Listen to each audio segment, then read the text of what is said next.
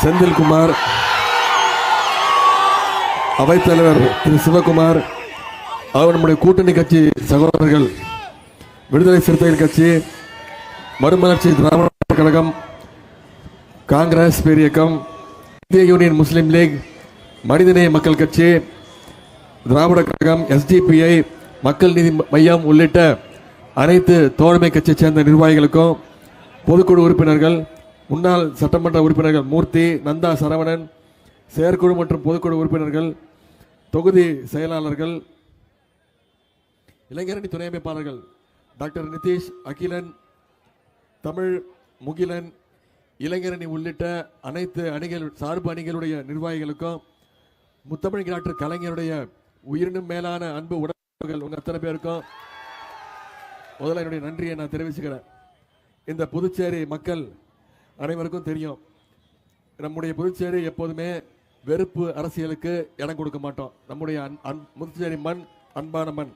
அப்படிப்பட்ட புதுச்சேரியில் இன்னைக்கு எப்படியாவது பாசிச பாஜக சக்திகளோட ஊடுருவல் இந்த புதுச்சேரியில் இப்போ அதிகமாயிடுச்சு. பாஜகவுடைய மக்கள் விரோத திட்டங்கள் எல்லாம் சோதிச்சு பார்க்குற இடமா இன்னைக்கு புதுச்சேரியை பாஜக மாத்திக்கிட்டு இருக்கு. பாஜகவுடைய கொள்கை, புதிய கல்வியல் கொள்கையை இன்னைக்கு புதுச்சேரியில் அமல்படுத்திட்டாங்க. புதிய கொள்கைகள் மூலமாக இன்னைக்கு குலக்கல்வி திட்டத்தை மீண்டும் பாஜகக்குள்ள அமல்படுத்திட்டாங்க. நம்முடைய வருங்கால இளம் தலைமுறையுடைய எதிர்காலத்தை கெடுக்கிற திட்டங்கள்லாம் இன்னைக்கு ஒவ்வொன்றா புதுச்சேரியில் நிறைவேற்றிட்டு வராங்க. ஆனால் பாஜகவுடைய எந்த சதி திட்டங்களையும் தமிழ்நாட்டில் உள்ள நுழைய விடாம தடுக்கிறது நம்முடைய முதலமைச்சர், நம்முடைய கழக தலைவர், நம்முடைய தலைவர் அவர்கள்.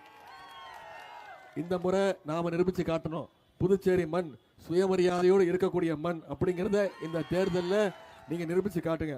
மாநில அரசும் ஒன்றிய அரசும் ஒன்னா இருந்தா, ஒரே கூட்டணியா இருந்தா வளர்ச்சி அதிகமா இருக்கும்னு மோடி சொல்றாரு. இன்னொன்னு என்ன சொல்றாரு, டபுள் இன்ஜின் சர்க்கார் அப்படின்னு சொல்றாரு. டபுள் இன்ஜின் சர்க்கார்னால இன்னைக்கு புதுச்சேரியில ஏதாவது வளர்ச்சி திட்டம் வந்திருக்கா? புதுச்சேரிக்கான ஏதாவது உரிமைகள் வந்திருக்கா?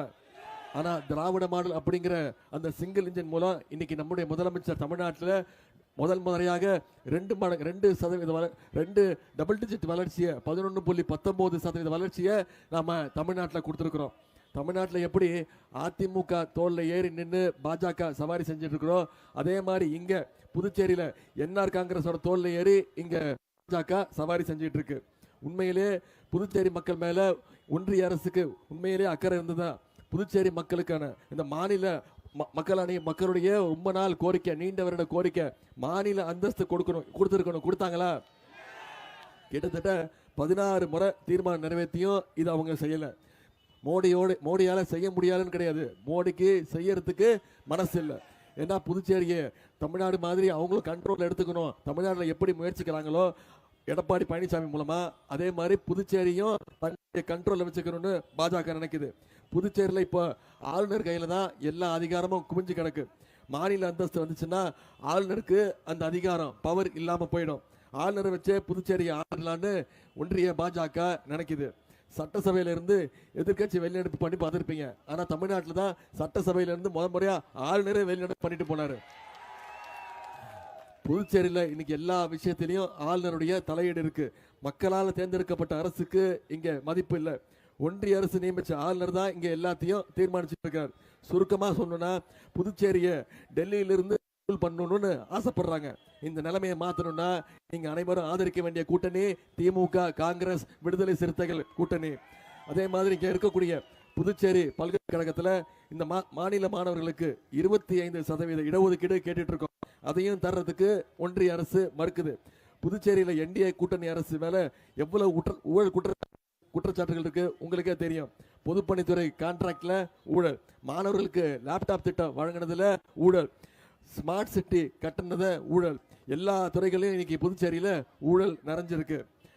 வர்ற தேர்தலில் தமிழ்நாடு எப்படி NDA கூட்டணியை விரட்டி அடிக்க போறோமோ, தயாரா இருக்குமோ, அதே மாதிரி புதுச்சேரியிலையும் நீங்க NDA கூட்டணியை விரட்டி வேண்டிய நேரம் இந்த சட்டமன்ற தேர்தல். மறுநாள் தேர்தல் பாஜகவுடைய ஆணவத்துக்கு முடிவு கட்டுற தேர்தல், அதை மறந்துடாதீங்க. எனவே நம்முடைய திமுக, காங்கிரஸ், விடுதலை சிறுத்தைகள் கூட்டணி வேட்பாளர்களுக்கெல்லாம் உதயசூரிய சின்னத்தில், நம்முடைய கூட்டணி கட்சி சின்னத்தில் வாக்களித்து மிகப்பெரிய வெற்றியை பெற வைக்கணும்னு உங்களை எல்லாம் அன்போடு கேட்டுக்கின்றேன். புதுச்சேரியில் இருக்கக்கூடிய 30 தொகுதிகளிலும் நம்முடைய கூட்டணி வேட்பாளர்களை வெற்றி பெற செய்யுங்க. உங்களுடைய பகுதியில் இருக்கக்கூடிய கோரிக்கைகள் நிச்சயம் உங்களுடைய வேட்பாளர்கள் சட்டமன்ற உறுப்பினராகி உங்களுக்காக குரல் கொடுப்பாங்க, உங்களுக்கான திட்டங்களை கொண்டு வருவாங்க. இங்கே பல்வேறு வாக்குறுதிகளையும் நாம கொடுத்திருக்கிறோம், அதையும் நினைவுபடுத்த விரும்புகிறேன். புதுச்சேரி அரசு பணியாளர் தேர்வாணையம் உருவாக்கப்பட்டு ஆட்சி அமைந்த ஒரே 10,000 அரசு பணியாளர்கள் வேலை இல்லாத இளைஞர்களுக்கு மாதம் 2,000 ரூபாய் வழங்கப்படும் உதவி வழங்கப்படும் வாக்குறுதி.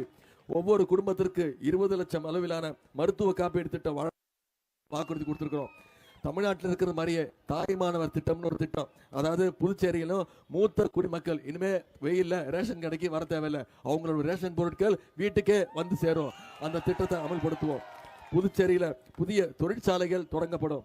ஏஎஃப்டி, சுதேசி, பாரதி பஞ்சாலைகள் மீண்டும் திறக்கப்பட்டு அதை நவீனப்படுத்தி ஜவுளி பூங்கா தொடங்கப்படும். அதே போல என்ஆர் காங்கிரஸ் பாஜக கூட்டணி மூடப்பட்டுள்ள கூட்டுறவு ஆலை, நூற்பாலை, பாப்ஸ்கோ, பான்டெக்ஸ், அமுத சுரபி போன்ற நிறுவனங்களுக்கு புத்துயிர் ஊட்டி அதெல்லாம் திறக்கப்பட்டு நவீனமயப்படுத்தப்படும். புதுச்சேரியிலும் தமிழ்நாட்டில் இருக்கிற மாதிரி மகளிருக்கு கட்டணமில்லா பேருந்து திட்டம், விடியல் பயண திட்டம் அறிமுகப்படுத்தப்படும். புதுச்சேரியில போக்குவரத்து நெரிசலை குறைக்கிறதுக்கு புதிய மேம்பாலங்கள் கட்டித்தரப்படும்.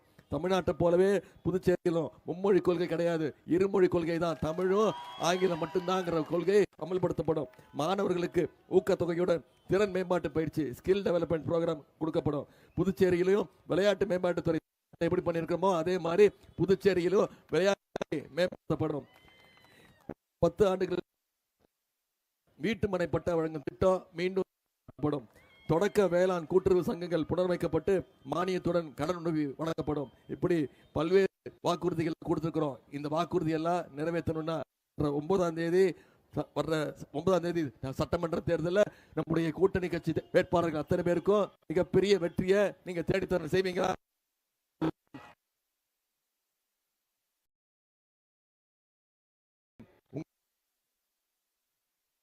தலைவருடைய மகனாக இருந்து கேட்கிறேன், முத்தமிழர் கலைஞருடைய பேரனாக இருந்து கேட்கிறேன், உதயசூரியன் சின்னத்திற்கு வாக்களிச்சு மிகப்பெரிய வெற்றி இந்த முறை தமிழ்நாட்டு மட்டும் இல்ல புதுச்சேரியும் சேர்த்து கூட்டணி வென்றுச்சுங்கிற சாதனையை படைப்போம். நன்றி, வணக்கம்.